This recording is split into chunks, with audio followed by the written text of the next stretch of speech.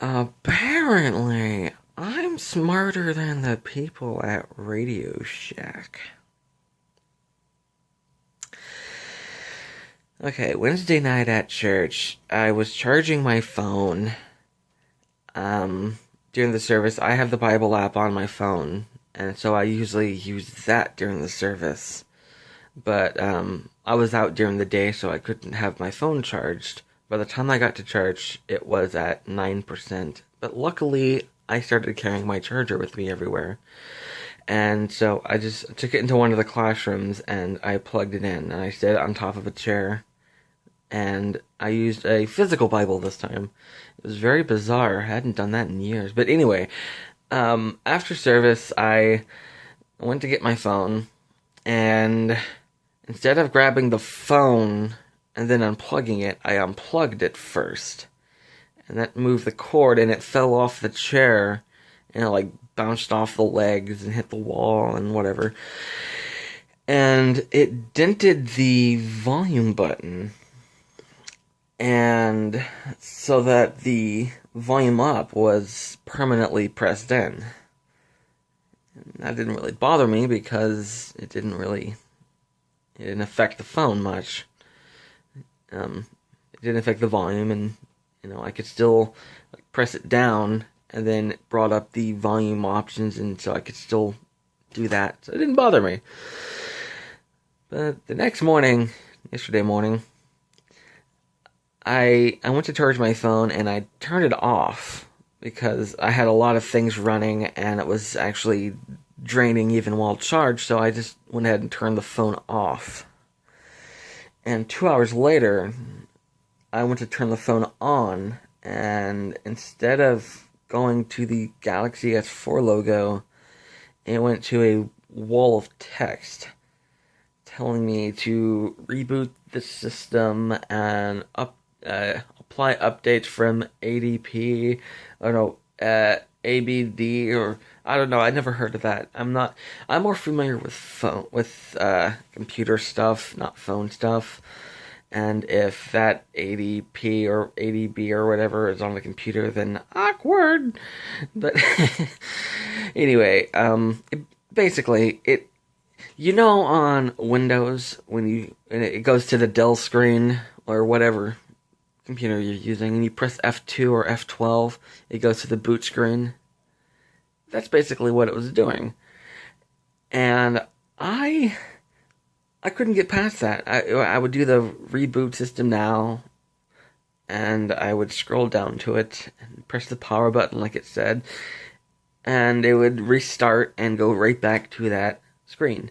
And I tried every option, and it went back to that screen. So after an hour of messing with that, I took it to Radio Shack because they're wizards there. They can fix anything. That's what they've done so far. They've been able to fix everything that every time I've had an issue with the phone, I take it there and they tap it 3 times and go, "It's fixed." And I'm like, "Whoa, how did you do that?" So I take it there and the guy looks at it and goes, "What do you want me to do?" I was like, "I don't know, fix it." And so he was like, "Okay, well, I'll see what I can do." And I left it with him. I came back 2 hours later. And I walked in, he said, "Your phone's dead. There's nothing on this phone. There's no data. It's not even a Galaxy S4 anymore. It's, all the software inside is just gone. It's wiped." I plugged it in. He said he plugged it into the bioptic thing, whatever, this cord that reads the system info, and it said there was nothing on the phone at all. And he said the only thing you can do is, pay for another one. And I don't have the money to buy for another one. So I was upset. I was like, I spent the next 12 hours thinking, okay, next month I'm just gonna go and buy a prepaid phone. Sprint, of course, because I'm still under contract. Of course, that wouldn't matter because that's prepaid. But anyway, I wasn't really thinking. I was just upset. This whole time I'm thinking, I even told the guy, I said, could it possibly be the volume up button? Because I'm thinking maybe that's the F2 of the phone. And it was starting up, pressed. So I'm thinking maybe that has something to do with it. And he said, no, this is definitely an internal memory thing. That volume button would not affect the internal memory. I'm like, oh, okay, well, I don't know anything about phones, so I don't know. This is my first assumption. And he goes, oh, no, you're wrong on that. So anyway, I'm sitting there playing Minecraft, and I suddenly get the idea. The phone's dead anyway, so if I ruin it, it's not like if I destroy it, it's not like it's ruined.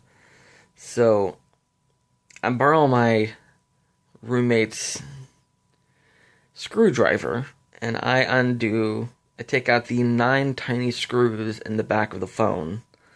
I take the back off. I took out the volume button and tried to turn the phone back on.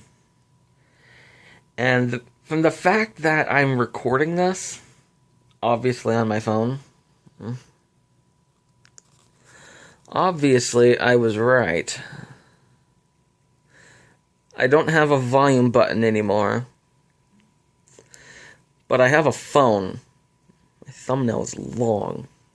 Should probably cut that. Anyway, so the guy at Radio Shack told me this being bent had no effect on it. Well, I did a post on Facebook because after I had left Radio Shack earlier, I took my laptop and I went to McDonald's and used their Wi-Fi, and I went and told everyone, I'm not going to be available. I'm not going to be reachable for the foreseeable future. And I was upset. I was like, I'm going to miss you. I'm going to miss you most of all, Scarecrow. And so when I got the phone working, he was right about one thing though. When I got it turned on, it took me to the setup menu. It's basically a factory reset. Well, that's okay, because I do that every 6 months anyway, and I did it the last time I did it was 5 months ago, so it was about time for that anyway. Almost time for that anyway. One of my friends who works on computers at a university, when he saw that post that I did, this video is the spoken version of that post, basically. I'm not reading it word for word. I mean, it's worded differently. I mean, this is obviously longer than the post. But anyway, he read it, and I took a picture of that button, and he said basically what I suspected. On the S4, pressing the up button when you turn it on does a hard reset of the phone. You would think the general manager of Radio Shack would know that. Oh, no, this is definitely an internal software problem. No, that button would not affect. No. So, I am somehow smarter than the people at Radio Shack. The general manager, which might have something to do why they just went bankrupt.